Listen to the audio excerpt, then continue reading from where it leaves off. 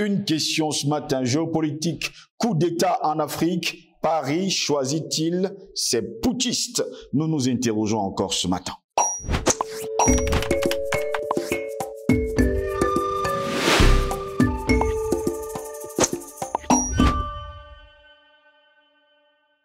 Mesdames, Messieurs, bonjour, très heureux de vous retrouver sur Panafricaniste TV, votre chaîne de télévision qui vous apporte le meilleur de l'information sur un plateau d'or. Bienvenue à toutes et à tous à cette édition de Parole panafricaniste. Eh bien, Mesdames, Messieurs, depuis les années 60, la France a organisé, financé, entretenu des coups d'État sur le continent africain avec la complicité des Africains et sans oublier de certaines personnes à l'extérieur. Centrafrique, Mali, Côte d'Ivoire, Gabon, et j'en passe, il y a eu des coups d'État, et des coups d'État, on va le dire, financés par la France. Ces dernières années, les coups d'État sont revenus, cette fois-ci révolutionnaires, pour changer les pays africains.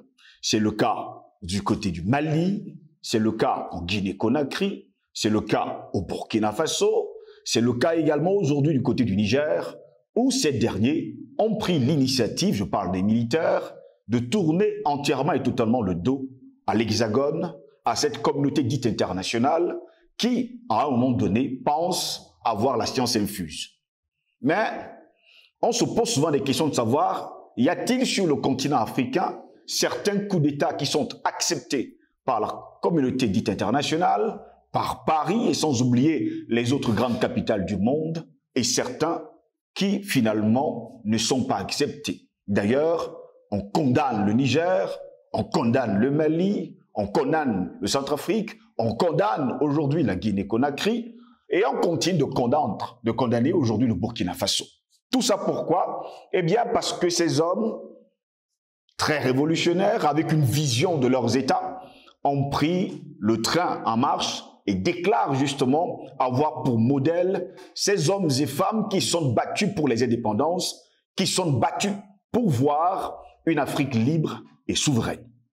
Des hommes comme Thomas Sankara, Ruben Oumyobé, Ernest Ouandié et j'en passe. Ils sont tellement nombreux qui ont laissé une empreinte indélébile qui reste à jamais marquée dans les esprits, dans les cœurs et qui donne aujourd'hui du souffle, le courage et surtout de l'abnégation aux uns et aux autres, aux panafricanistes, aux nationalistes, de prendre leurs responsabilités et de lutter, dur comme fer, pour que l'Afrique, mère de l'humanité, se réveille, mais surtout redore ses lettres de noblesse. Voilà pourquoi nous nous interrogeons encore, mesdames, messieurs, ce matin. Géopolitique, coup d'État en Afrique, Paris choisit-il ses putschistes? Pour répondre à nos questions, nous sommes avec Patient Parfum-Dôme, c'est un homme politique. Il est de l'UPC, l'Union des populations du Cameroun, créé le 10 avril 1948 par les 12 jeunes hommes surnommés les 12 disciples, ici même au restaurant Le Sierra, à Douala, précisément en Dogbati. Patient Parfum-Dôme, bonjour, bienvenue à vous. Bonjour Steve Josselingos, bonjour à nos millions d'internautes, bonjour à nos techniciens, bonjour à la grande galaxie panafricaine.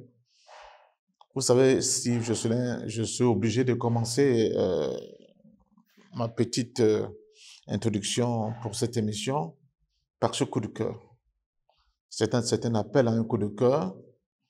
Ça ne serait pas un coup de gueule comme Anatole a l'habitude de le faire pour dire nous sommes dans une entreprise qui s'est lancée dans une démarche qui participe à prendre les chemins de travail communicationnellement parlant. Panafricaniste TV n'a pas voulu faire dans le lieu commun de ce qui est acceptable, de ce qui est souhaitable par justement ceux qui nous ont soumis dans cette espèce glauque dans laquelle l'expression de notre dignité ne peut pas avoir lieu. Panafricaniste TV a décidé de prendre des chemins de travail, d'être un média alternatif au média mainstream, d'être un média qui parle pour l'Afrique, au nom de l'Afrique, avec les Africains, sans que cela ne soit chapeauté par une quelconque déontologie ou bien une vision complètement cadenassée qui ne permet pas l'expression libre, n'est-ce pas, du cri de l'homme africain. Mais pour que cette expérience puisse se poursuivre, elle a quand même besoin de votre solidarité, de notre solidarité à tous. Nous apportons ce que nous pouvons apporter au quotidien, en écumant vos plateaux, en partageant notre expérience, en créant le lien social dont les panafricains ont besoin aujourd'hui pour se redonner du moral, booster le moral comme il faut, avoir du carburant nécessaire pour aller dans ces batailles. Mais honnêtement, nous sommes souvent dessus, j'allais dire, de constater que pour certains, ils pensent que ça se passe comme ça. Nous demandons donc à tous les Africains, à tous les panafricains, où qu'ils soient, chacun en fonction de ses moyens, qui puisse apporter de soutien à Panafricanist TV. Parce que ne pas apporter de soutien à Panafricanist TV, c'est tuer cette armure que nous avons conçue ensemble. C'est de nous, c'est ôter entre les mains des Africains de cette armure communicationnelle que nous avons conçue ensemble, et c'est de la régression. Nous ne pouvons pas être dans une démarche où nous sommes en train de gagner, on va de victoire à victoire, comme disait quelqu'un, mais en même temps, on ne se soucie pas de faire vivre cet outil. Ce sont de jeunes gens qui se sont lancés, personne n'a un compte en banque ici, mais qui ont décidé quand même de tout faire pour que cette idée puisse continuer à germer, d'exister. Donc, à nos chers internautes, à tous ceux qui nous soutiennent et qui nous regardent, c'est Patient Parfum d'Homme qui vous parle. Je ne suis pas dans le secret de Dieu, mais je suis dans le cœur du projet, et je vous dis, ça ne va pas. Ça va très mal. Panafricanisme TV risque de mettre la clé sur le paillasson. Et c'est nous tous qui allons nous retrouver avec beaucoup de regrets. Je pense que ce n'est ni votre souhait, ni le nôtre. C'est pour cela que je vous demande d'apporter votre modeste contribution matérielle pour que cette télévision continue d'exister, pour qu'elle continue d'entretenir ce lien social que nous avons avec vous, mais surtout qu'elle continue d'être cet outil de combat au service des Africains dignes et nobles et souverains. Merci pour cette petite minute que vous avez bien daigné m'accorder pour que je puisse lancer ce cri de détresse. J'espère qu'il sera compris par nos chers frères et amis. Et surtout, on n'est pas obligé d'être africain. Même ceux qui nous suivent, qui ne sont pas africains et qui sentent la nécessité, dans le cadre de ce monde multipolaire qui nous tend les bras, vraiment, venez nous donner ce petit coup de main. L'Afrique, c'est aussi ça, c'est aussi la solidarité, c'est aussi la fraternité. Et merci. C'est justement ça l'identité africaine, la solidarité, l'entraide. C'est ça aussi l'Afrique. Ça, il faut le préciser. Alors, je ne sais pas s'il y a... Il y a des liens. PayPal et sans oublier, on va le dire Tipeee. Vous avez déjà les liens déjà sur Facebook et sans oublier sur YouTube. Tipeee et sans oublier PayPal. Vous envoyez votre contribution et tout de suite. Nous allons vous dire merci pour tout ce que vous avez déjà fait. Vous êtes déjà très nombreux à nous faire des signes. Merci. Et continuez justement à nous soutenir parce que notre vœu le plus cher, c'est d'aller dans les chaumières dans les années à venir pour être un peu plus libre. Pour l'instant, nous ne sommes que dans les plateformes numériques, mais on espère que les choses pourraient changer avec votre concours et votre contribution. Patient Parfum d'Homme, bienvenue à vous. Merci d'avoir répondu présent à notre invitation. Nous parlons de géopolitique, coup d'État en Afrique. Paris choisit-il finalement ses poutiste? Commençons par là. Mais il faut commencer par dire que c'est tout à fait normal que Paris choisisse ses poutistes. Ce n'est pas une affaire nouvelle. Ça date. Ne donnons pas l'impression que c'est une réalité nouvelle qui s'impose à nous. Paris a toujours choisi ses poutistes. Paris a toujours choisi des poutistes qui est allé dans le sens de continuer à conserver sa mainmise dans cet espace qu'on appelle l'Afrique dite francophone. La plupart des coups d'État qui se sont produits sur notre continent ont été de fait de cette France-là. Et quand vous regardez très bien, très peu ont été des coups d'État qu'elle n'a pas organisés, qu'elle n'a pas instrumentalisés, qu'elle n'a pas contrôlés. La plupart des coups d'État étaient d'ailleurs portés contre les élèves, excusez-moi, indélicats, parce que nous sommes quand même dans un espace où un chef d'État osait dire qu'il était le meilleur élève de la France. Pour ne pas le citer, le président Paul Biya, il faut souvent dire, c'est ça aussi une histoire. Mais nous sommes dans cet espace-là où Paris ne dédaigne pas de frapper dur contre ceux qui essaient de s'écarter, n'est-ce pas, du chemin qu'il a tracé pour nous. Et ceux qui essaient de s'écarter, c'est qui? Ce sont ceux qui ont pris conscience que nous n'étions pas indépendants et que pour rien au monde, ils n'accepteraient que la dignité de l'homme noir en général ne soit foulée au sol. Et ils ont pris la responsabilité de s'opposer à cette espèce de mascarade d'escroquerie intellectuelle qu'on appelle abusivement indépendance de nos États, pour essayer de décliner ce qu'ils entendaient par élément pour que l'Afrique soit enfin libre et indépendante. On peut prendre, les exemples sont fluorescents. On peut prendre l'exemple de Compaoré contre Sankara. On voit que c'est un coup d'État organisé, structuré par Paris contre Thomas Sankara par M. Camporé. Sitôt fait, sitôt adoubé, et tout a été déployé. Et le beau Blaise a pu, n'est-ce pas, a pu le pouvoir, il fait ce que la France voulait en tout cas. Voilà. On peut prendre d'autres exemples. Mobutu contre le Mumba. Oui. Là, quand on voit qu'ils ne savent pas comment faire, mais c'est tellement beau que, bon, n'est-ce pas, le petit commissaire de police est enfin devenu chef d'État avec tous les abus que nous connaissons pour le Congo. On peut encore prendre d'autres exemples. Vous voyez, même récemment, l'Issouba contre Sassou Nguesso II. On voit bien que quand le Souba essaie de contourner la France pour essayer de donner quelques puits de pétrole aux Américains, la France dit, mais il est fou, quoi. Nous aussi, c'est Elf qui dit F, dit non. Alors, on rappelle Sassou, on lui dit, est-ce que tu es prêt? On est prêt à te redonner le pouvoir. Et lui, il dit oui, et voilà. C'est notre coup d'État qui s'opère sous nos yeux. Même au Cameroun, n'allons pas loin. Vous vous souvenez de l'ancien chef d'État qui dit, si ce sont les miens, ils vaincront. Alors, Paris est tétanisé, il est muet, mais malheureusement, le coup d'État ne réussit pas. Bon, donc il y a des cas comme ça. Paris n'intervient qu'en fonction de ses intérêts. C'est ça. C'était ça la doctrine jusqu'à hier. Mais depuis un certain temps, on constate quand même qu'il y a le monde qui change. Oui. L'Afrique change avec. Et de plus en plus, les idées que vous développez sur vos plateaux, que j'appelle la véritable armée médiatique, ça fait plus d'une décennie que vous êtes sur ces plateaux et avec nous, et on donne des munitions au peuple africain pour se réveiller enfin et prendre son destin en main. Ça commence à faire le fait. On ne peut pas s'attendre tout de suite et maintenant que partout ailleurs sur notre continent qu'il y ait des révolutions à proprement parler. Oui. Bon, même en Afrique de l'Ouest, où on voit quand même la détermination du peuple et de pouvoir à écarter Paris de la marche de leurs affaires, il serait très tôt de parler encore de révolution. Mais ce sont des changements issus des révoltes populaires qui ont abouti au fait que les peuples ne veulent plus être sous la domination française. Elles essaient aujourd'hui de construire, d'articuler eux-mêmes leur propre vision du monde et qui ne dépendent pas de l'autorisation de Paris.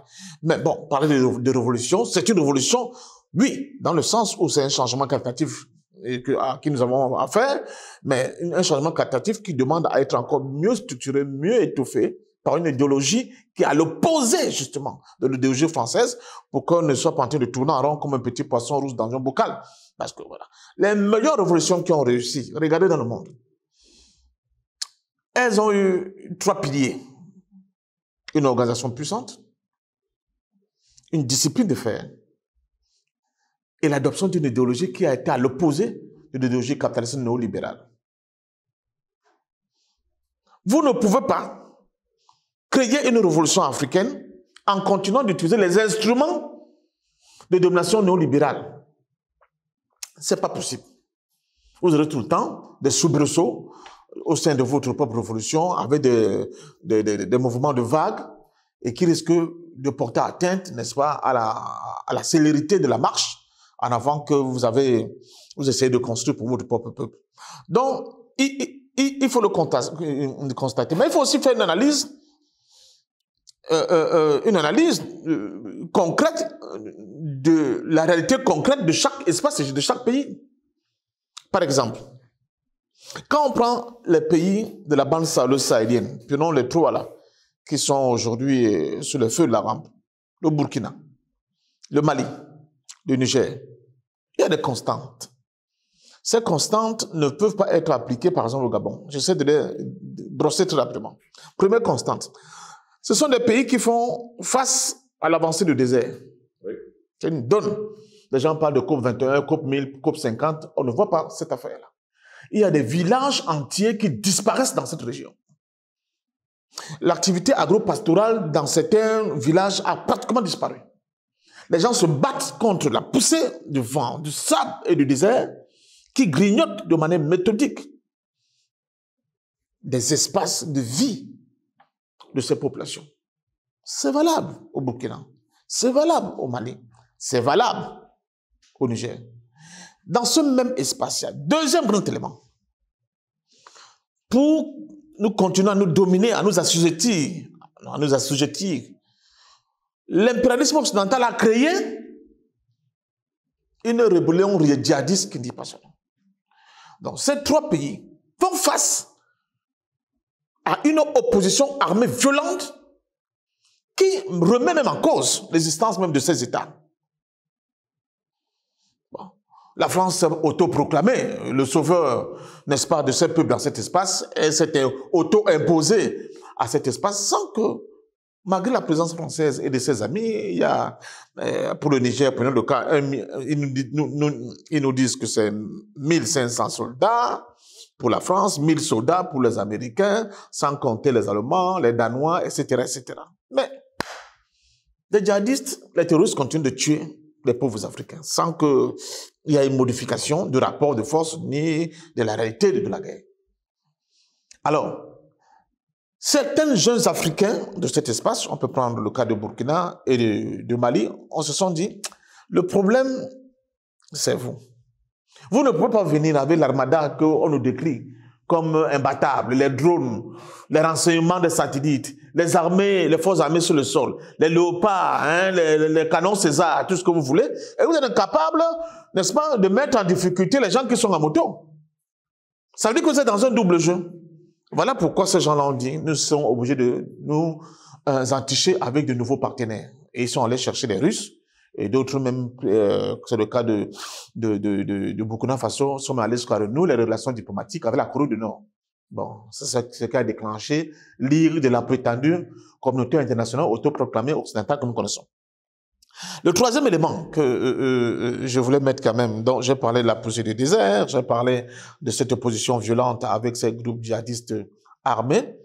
Le troisième élément que j'ai voulu mettre sur cet espace, c'est que ce sont quand même des pays qui, curieusement, qui sur le plan historique, ont connu des tentatives de révolution, ou bien des leaders qui ont voulu leur apprendre c'est quoi être libre, qui ont essayé depuis les années 60, ont eu des tentatives de leur apprendre c'est quoi être digne, c'est quoi être libre, c'est quoi être souverain.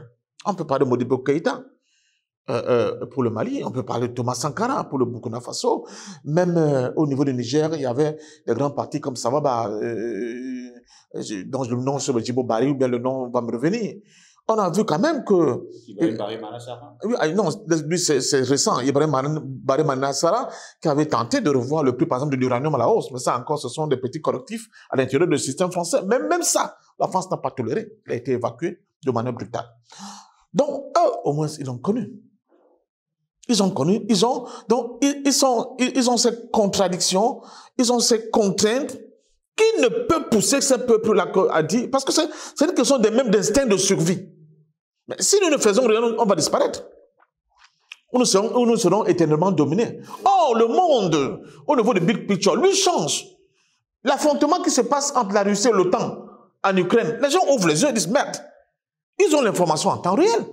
Ils voient que ces gens qui sont venus leur vendre la camelote en leur faisant croire que c'était des trucs indestructibles, ça se brûle comme feu de paille au niveau de l'Ukraine. Donc ces gars, en réalité, même sur le plan militaire, ils n'ont pas la force qui nous vend du temps. Ce n'est donc pas de ce côté-là qu'on va trouver la solution à notre problème, au moins du règlement de la question djihadiste. Ce n'est pas avec ces gens qu'on va trouver des réponses, donc de scientifiques pour repousser le désert et la famine qui va avec, la misère qui va avec. Ce n'est pas avec ces gens-là qu'on va trouver des solutions si nous voulons enfin nous réapproprier réellement de notre souveraineté. Pourquoi? Parce que la conditionnalité de leur existence, j'allais dire de leur présence sur notre sol, a pour conséquence le fait que, en retour d'ascenseur, nous devons leur donner quelque chose. Donc, nos minéraux, notre sol, notre sous-sol, et même notre espace aérien, on a découvert les enjeux, n'est-ce pas, du contrôle des espaces aériens dans cette zone-là qui sont très importants. Oui. De manière gratuite. Ils contrôlent notre monnaie, qu'on appelle le franc CFA. Donc, ils sont libres de faire des manipulations de culture et nous dire que bon, on a pris ceci, on vous a payé tant, etc., etc. Sans oublier nos élites, qu'ils ont lobotomisés par le biais de leur école. La plupart de nos officiers sont sortis de West Point, de Saint-Cyr. C'est récemment avec les Sankara qu'on a vu les jeunes officiers se former au Cameroun, à l'Émia, d'autres au Maroc, et d'autres en Russie. C'est le cas de Peter de Goïta et autres. Donc voilà la réalité. Cette réalité-là, quand on analyse, et on voit aujourd'hui, et sans oublier les zones de population légèrement, pas importante, mais qui est dans l'ordre de plus d'une dizaine de millions d'habitants, ça crée des réalités et des conditions que vous n'allez pas retrouver par exemple au Gabon. Au Gabon, c'est quoi? C'est un îlot où la France, en réalité, a tenté de faire une colonie de peuplement. Parce que quand vous allez dans une ville, par exemple, comme Port-Gentil, il y a même des plages qui étaient interdites aux Noirs à Port-Gentil. C'était la base de l'exploitation pétrolière de Elf. Port-Gentil, on devait même le nom de Elfville. C'est eux qui dirigeaient là-bas. Ils se sont arrangés pour mettre à la tête du Gabon un type qui était Léon Mba, vraiment complètement lestivé sur le plan de ce que c'est un être humain, même pas un noir seulement. Vous voulez changer le drapeau? Oui, on lui dit tu es indépendant, maintenant voilà le drapeau vert, c'est jaune, il dit que non, on ne veut pas de ça. Il faut qu'il y ait, oui, il ne veut pas le bleu, vert, jaune là seulement. Il faut qu'on ajoute le bleu, blanc, rouge, parce que lui, il est français. C'est quoi cette affaire-là? C'est quoi être indépendant s'il n'est plus français? Il s'est mis à pleurer. Sur une sondée d'hôpital, on ramène quelqu'un qui a été formé à l'école de cadets, je crois, de Brazzaville, c'est Bongo. On lui dit, bon, viens ici, tu signes. Bon, signe que après ta mort, c'est Bongo qui te remplace. Bongo prend le pouvoir. Maintenant, la mafia de la France-Afrique se met maintenant en route.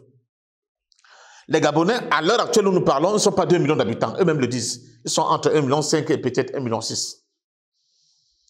Ils créent une de ces mafias. Je ne sais pas si le monde entier a déjà une mafia comme celle-là. Bongo a droit à tous les passe-droits. Il va même jusqu'à influencer le jeu politique en France. Parce que le pétrole coule à flot. Ça coule. C'est lui qui choisit Sarkozy. Il dit à ton ministre là, je ne veux pas voir de ce ministre-là. Ministre de la coopération, c'est quoi Jean-Pierre Cotte? Dégagez-le.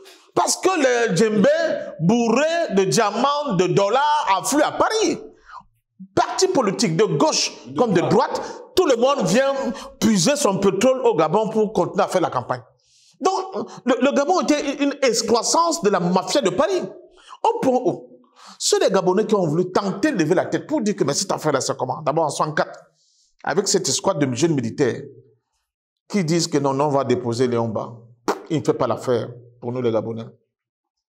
On fait signer notamment au vice-président de Léon Mba une note qui dit que c'est lui qui a demandé l'intervention de l'armée française. L'armée française saute sur le Gabon, détruit et arrête les putschistes comme ils aiment bien les appeler. On reprend Léon Mba, on le remet au pouvoir. Il dit, je suis content que la France, la mère patrie a penché à moi pour rétablir la paix. Et puis c'est fini. On aimait les guignols de ce type-là. Et depuis là, de 104 à nos jours, il y a encore eu 3 coups d'État. Donc le Gabon connaît 4 coups d'État. Et chaque fois, la France est toujours...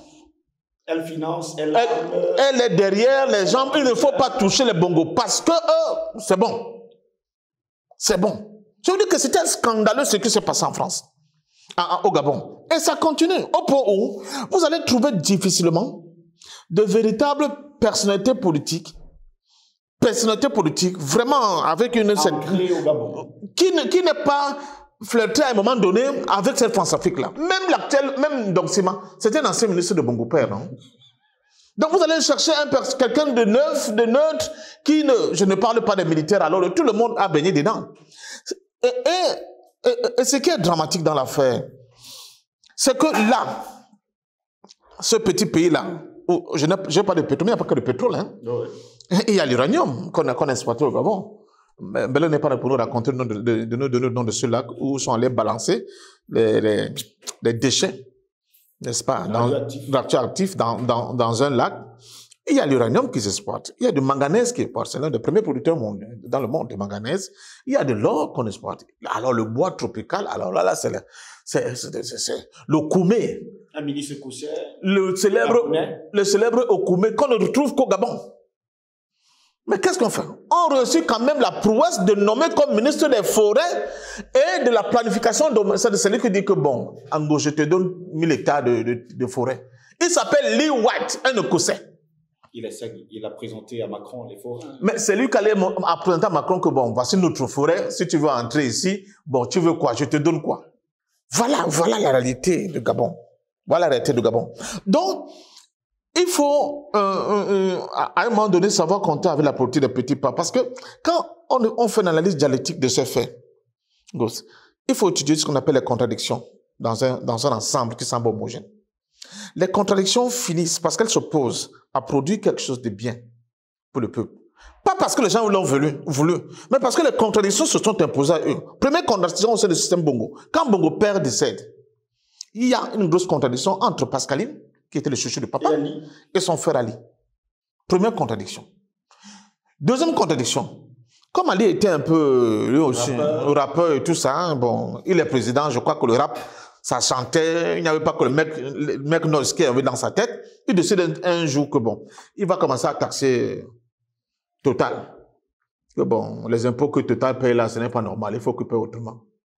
Les gars de Total ont appelé, dit, tonton, viens un peu. Bon, voici comment la répartition est faite. Voici ce qui est pour nous. Ce qu'on met dans les caisses de l'État et ce qu'on donne à ta famille. Des bongos. Et ce qu'on donne dans ta famille, voici les comptes qui vont dans ton propre compte. On fait comment? Ça fait après, on n'a plus entendu parler. Vous voyez? Il épouse une femme, Madame Sylvia Bongo.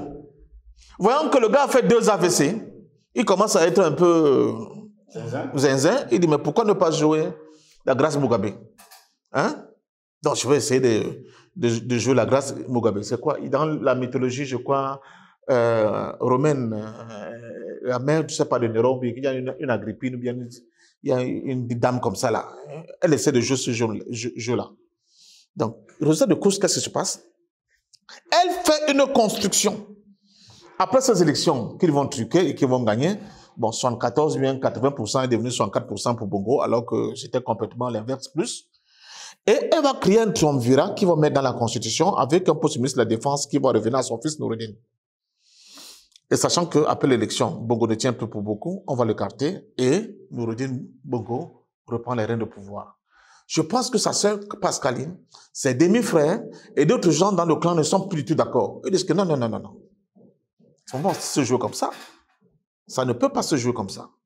Donc, tu es venu vraiment faire une OPA sur l'ensemble des richesses de papa et de la famille, et surtout du pays. Et il commence à envoyer des signaux aux autres membres de la classe politique gabonaise, au sens large. Mais que vous dormez, pourquoi? Venez nous sauver. Venez nous sauver. Alors, je donne une indiscrétion, pas une discrétion, une petite information. C'est exactement ce que Bob avait fait à Manangagwa. Je l'ai faux. Il dit, mais tu es là, tu me regardes, tu veux que je fasse quoi? Je n'ai plus de force, je ne peux plus agir. Fais quelque chose, sinon la révolution. Tout ce qu'on a fait là pour rendre la Rhodésie du Nord indépendante, c'est fini. La fille là va tout prendre, je ne peux plus. Attention, les jeux politiques, souvent, vous voyez des choses se passer, vous ne savez même pas d'où ça vient. C'est ça les contradictions dans un système. Parce que grâce, Mugabe disait déjà publiquement qu'il voulait l'entendre devant son mari de président, Mr. President, give me a job, ouvertement. Et ceux qui connaissent d'où venait grâce, ceux qui connaissent, la première épouse de Mugabe, c'était une Ghanéenne qui était instite, qui est morte avec beaucoup de chagrin à cause de cette grâce Mugabe. Quand on n'est pas plongé au cœur du système, on voit seulement les choses comme ça, on voit beaucoup de complots à l'extérieur, mais même à l'intérieur du système, parce que c'est tellement pourri que des contradictions commencent à amener un des camps à éliminer l'autre. Bon, donc, Madame Sylvia Bongo était dans la maître à penser, c'est elle qui orientait déjà la politique gabonaise avec ses amis. Grâce Mugabe avait aussi créé le jeu 40, c'est-à-dire que les gens de la quarantaine, c'est eux qui vont prendre le pouvoir plus tard. Oubliant que les vieux généraux, quand on parle de Mata Belenan, c'est Manangagwa, l'homme, le bras droit de Mugabe. Manangagwa rencontre Mugabe en prison, lui c'était un petit qui ne connaissait rien. C'est même Mugabe qui l'apprend à écrire. C'est lui qui va se faire le sale boulot. Donc le pouvoir pour eux, c'est un patrimoine de la ZANU-PF. Qu'une petite fille veut venir vendanger. Toutes les compagnies totales qu'il y avait au Zimbabwe avaient signé des accords avec Grace Mugabe. C'est grâce à Grace Mugabe qu'elle s'était introduite au Zimbabwe. Il y a beaucoup de petits éléments comme ça, quand vous ne les connaissez pas, vous croyez seulement que les gens ont voulu, c'est Mugabe qui a demandé à l'autre, même de côté, je ne peux plus. Sinon la fille va dévier la révolution, elle va aller chez nos ennemis. C'est ça le fond du problème. Moyo, son ministre des Finances, il était dans la main des services de renseignement anglais matin, midi, soir. Coaché comment il faut faire les choses pour que l'affaire nous revienne de nouveau. Donc, je pense sincèrement que ce qui se passe au Gabon, ce sont les contradictions du système Bongo qui ont donné la possibilité à ces jeunes militaires de faire ce coup. Ces jeunes militaires ne sont pas des révolutionnaires. Pensez que monsieur, comment s'appelle, le général Oligui, Oligui, on dit qu'il ne faut pas dire Oligui parce qu'il s'offusque beaucoup de ça, que les Bantous, Oligui Nguema n'est pas un révolutionnaire. C'est pas Che Guevara, c'est pas Thomas Sankara, c'est pas Ruben Nyobé bien Félix Moumien. Mais, poussé par la contradiction, il ouvre le jeu, il crée une fissure à l'intérieur de ce bastion solide de la France-Afrique au Gabon. Il revient maintenant au peuple gabonais, à sa jeunesse, à ceux qui se sont toujours battus pour un véritable Gabon libre et indépendant. Ces jeunes-là qui sont dans la diaspora, je profite de l'occasion pour saluer mon jeune petit frère Zen. Apparemment, on m'a dit qu'il a été nommé, je ne sais pas encore grand-chose. N'est-ce pas? C'est le moment pour vous, cette jeunesse-là. Ne restez plus nouveau la diaspora. On a dit que maintenant, pour venir, venez. Les prisonniers politiques qui disaient qu'ils sont ostracisés par le pouvoir Bongo, vous avez été libérés, c'est le moment. La société civile, c'est le moment. Créez les conditions pour qu'un Bongo, un système Bongo ne se reconstruise pas sur votre euphorie. Et vous pouvez le faire. On l'a vu ailleurs. Et cela se demande quoi? Premier élément, d'organisation. Il faut le solide d'organisation. Deuxième élément, la discipline. Ce n'est pas parce que je vois Ondo ça, ne comprend pas. Il a été choisi comme candidat de l'opposition, ce n'est pas parce qu'il était le plus fort, mais parce qu'il semblait être le plus neutre. Ce n'est pas parce qu'il avait des valeurs démocratiques les plus avancées, ou bien la capacité de défense du peuple gabonais mieux que quiconque. Quand une avancée historique se fait, tu constates, tu dis, ok, c'est pas moi qui peux être là, mais l'avancée s'est faite. On rentre dans la fissure et on l'élargit davantage que de commencer à faire des cinémas avec les Marc Jordan, les histoires d'écrire les bouts de papier pour aller donner aux Biens, pour les remettre au pouvoir. C'est fini, c'est pas comme ça que ça se passe. C'est pas comme ça que ça se passe. Vous allez constater que, même chez les militaires, souvent même le vrai gars qui a fait le coup d'État ne prend pas le pouvoir. Ça se fait bien en Afrique de l'Ouest, non? Oui. Même avec Assimi Goïta. Exact. Mais après, s'ils se rendent compte que le gars qu'ils ont mis là en train d'essayer de ne pas être dans le droit chemin qu'on veut, il peut le dégager après. Donc, je conclus en disant, les coups d'État, oui, la France ne peut pas être d'accord avec un coup d'État qui lui est défavorable, qu'il soit défavorable. Il faut avouer que la France en peut avancer, elle essaie d'anticiper pour qu'elle ne se mette pas à dos l'ensemble des opinions africaines. Ça aussi, c'est une analyse qu'on ne peut pas mettre de côté. Mais, des Bongo, avec Ali, qui était pire que dans le statu quo. Je crois même que c'est une marche en arrière qui devait être déclenchée là après cette élection. Et le fait que ce groupe qui semblait homogène est splitté avec une nouvelle réalité, avec de nouveaux acteurs qui risquent d'arriver. Je vois par exemple Laurence Ndong, qui était porte-parole de Ping, qu'elle vienne, c'est le moment de venir. Mais je leur dis, il vous faut des organisations puissantes, mieux vous organiser, discipline, mais surtout il faut avoir une idéologie qui est complètement l'opposé de cette idéologie qui a créé ce système, l'a enraciné pendant près de 56 ans, donc près de 6 décennies. Il faut détruire ce système.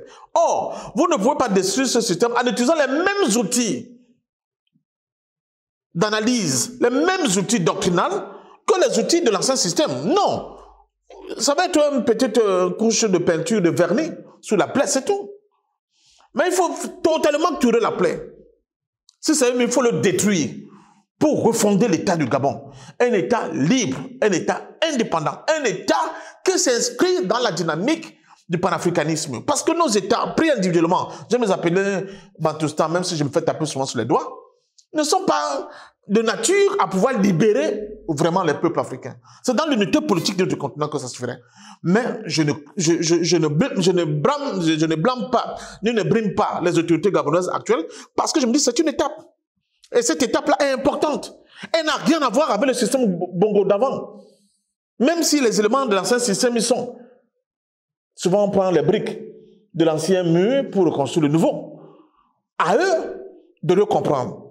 Et je serais très étonné de penser une seule seconde qu'Oligui lui-même n'est pas traversé par ces courants et velléités d'émancipation qui traversent notre continent et sa jeunesse.